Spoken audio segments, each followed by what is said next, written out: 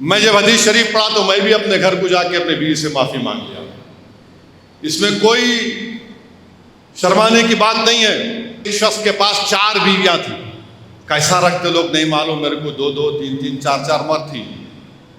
رہتے لوگوں کو رہتا, دل ہونا پڑتا, انصاف کرنا پڑتا, مذاق کی بات نہیں. خیر وہ 4 تھے. یہ ہے کہ ان تمام چیزوں سے اپنے آپ کو بچا کے رکھو. آپ ان تمام چیزوں سے, یہ جو زنا ہے, آگ کا گناہ ہے, آج کل تو وہ کھلونا سیل فون تو ایک امتحان بن چکا ہے. آپ کو معلوم فاروق اعظم رضی اللہ تعالیٰ عنہ, جس کو دیکھ کر آقا دو عالم صلی اللہ علیہ وسلم فرمایا کہ شیطان دیکھ کر بھاگ جاتا. فاروق اعظم ایک دن اپنے گھر میں بیٹھے ہیں, آنکھ میں آنسو ہیں, اپنے گھر والوں کو بلاتے ہیں, اپنے بیوی کو, اپنے بیٹے کو بلا کر بولتے ہیں دیکھو آپ کی خلافت کا آخری سال ہے. بلا کر بولتے ہیں دیکھو یہ ذمہ داری کی وجہ سے میں تم لوگوں پر زیادہ وقت نہیں دے سکا, توجہ نہیں کر سکا. کیا تم مجھے معاف کر دو گے جو میں تم کو وقت نہیں دے سکا؟ تو آپ کی بیوی ارشاد فرماتی ہے کہ سب سے زیادہ شکایت میرے کو ہے آپ سے, سب سے زیادہ شکایت میرے کو آپ سے ہے. تو فاروق اعظم بولتے کہ معاف کر دو. بولے ایک ہی شرط پہ معاف کروں گے, تم حشر کے میدان میں مجھے جنت میں لے کے جانا. آپ دیکھیے کیا ایمان ہے یہ. میں جب حدیث شریف پڑھا تو میں بھی اپنے گھر کو جا کے اپنے بیوی سے معافی مانگ لیا. اس میں کوئی شرمانے کی بات نہیں ہے. لوگ بولیں گے ارے انہوں تو بیوی کے غلامی ہو گئے. حیدرآباد میں کیا بولتے جورو کے غلام ہو گئے. نہیں بھائی, حق ہے بیوی کا بھی, بیوی کا بھی حق ہے. یہ فاروق اعظم ہم کو بتا رہے ہیں.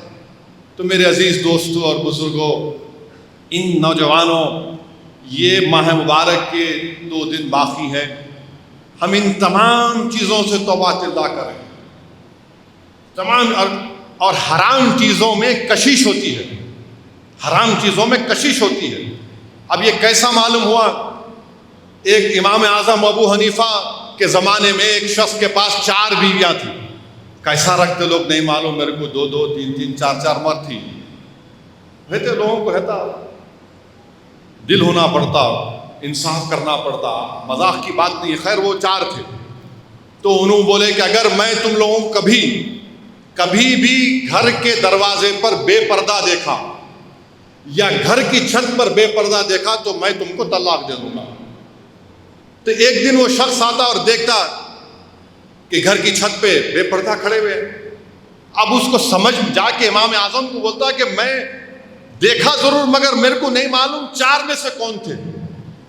تو امام اعظم ابو حنیفہ امام اعظم ہے, انہوں بولے آسان ہے, تم 4 کو بولو کہ بن سور کے تمہارے سامنے آ جائے, تمہارا دل جس پہ آیا انہوں تھے بے پردہ. اچھی بات ہے. وہ حکم دیے, بولے تو 4 بیویاں بن سور کے آ گئی اور جس پہ ان کو دل آ گیا. بولے کیا تم تھے نہیں تھے چھت کے اوپر؟ بولے ہاں میں تھے. وہ جا کے امام اعظم کو پوچھتے کیسا پتہ لگا ہے؟ تو امام اعظم بولتے کہ یہ فطرت میں ہوتا, حرام چیز کی طرف لوگ جاتے. اسی واسطے اللہ کے ولیوں کے پاس, علماؤں کے پاس, ان کی صحبت میں بیٹھنا. میری دادی مرحوم میرے کو اکبر کو بولتی تھی کہ اگر تم کسی سیندی خانے کے سامنے کھڑے ہوں گے تو وہاں پر سیندی کی خوشبو آتی. اگر تم عطر کی دکان کے پاس کھڑے رہیں گے تو عطر کی خوشبو آتی. وہاں پہ بدبو آتی, یہاں پہ خوشبو آتی. تو ہمیشہ صحبت اچھے لوگوں کی رکھو. اگر ایسے لوگوں کی صحبت رکھ رہے جس میں تم کو اللہ کی یاد سے غافل کر دیتے, وہ تمہارا دوست نہیں ہے. وہ تمہارا دوست نہیں ہے. تمہارا دوست وہ ہے جو تم کو اللہ کی یاد دلاتا رہے. رسول اللہ صلی اللہ علیہ وسلم سے تمہارا ہمارا نسبت کا جو سلسلہ ہے وہ جاری رہے. تو اس لیے اچھے لوگوں کی صحبت اختیار کرو. اگر تم بروں کے ساتھ بیٹھے تو تم بھی برے, سب برے. تم کہ تم اللہ کی یاد سے, اس کے ذکر سے غافل ہو گئے. تو غفلہ بولتے عربی میں, علماء سمجھائیں گے آپ غفلہ کا مطلب کیا ہے. کیا بالکل نکل گئے, بھٹک گئے؟ تو میرے عزیز دوستوں اور بزرگوں، یہ ماہ مبارک میں ہم کو اور آپ کو یہ موقع مل رہا ہے کہ ہم اللہ سبحانہ و تعالیٰ کو راضی کریں، خوب گر گڑا کر اللہ کو راضی کریں۔ کعب بن مالک ایک صحابی رسول تھے، تھک تو نہیں گئے نا آپ لوگ؟ بول سکتا ہوں یا جانے کا ہے آپ کو؟ ہاں، کوئی پروگرام تو نہیں ہے نا حلیم کا کہیں تو؟ ہاں، بیٹھ سکتے کیا پاشا؟ نہیں، اگر تھک رہے تو بول تو بس دعا کرا دیں گے۔ ہاں اچھا، سبحان اللہ بولے بنے والا۔ تو کعب بن مالک ایک صحابی رسول تھے۔ تبوک کو رسول اللہ صلی اللہ علیہ وسلم حکم فرمایا کہ چلو، ہزاروں صحابہ گئے، کعب بن مالک نہیں گئے۔ رسول اللہ صلی اللہ علیہ وسلم جب تبوک کی فتح کے بعد واپس آئے، کعب بن مالک اور جو لوگ نہیں آئے ان سے پوچھتے رہے، بعض منافقین تھے وہ جھوٹ بولے، اپنا غلط عذر پیش کیے۔ کعب بن مالک گئے، تیز گھوڑ سوار تھے، بہت تیز گھوڑ سوار تھے، خیر کسی وجہ سے نہیں جا سکے۔ رسول اللہ صلی اللہ علیہ وسلم سے پوچھے، کعب تم کیوں نہیں آئے؟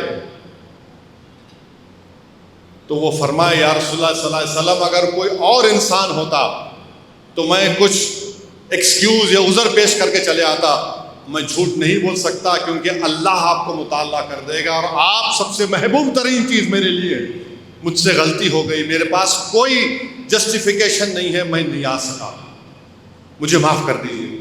تو رسول اللہ صلی اللہ علیہ وسلم حکم فرماتے کہ تم اب دور ہو جاؤ،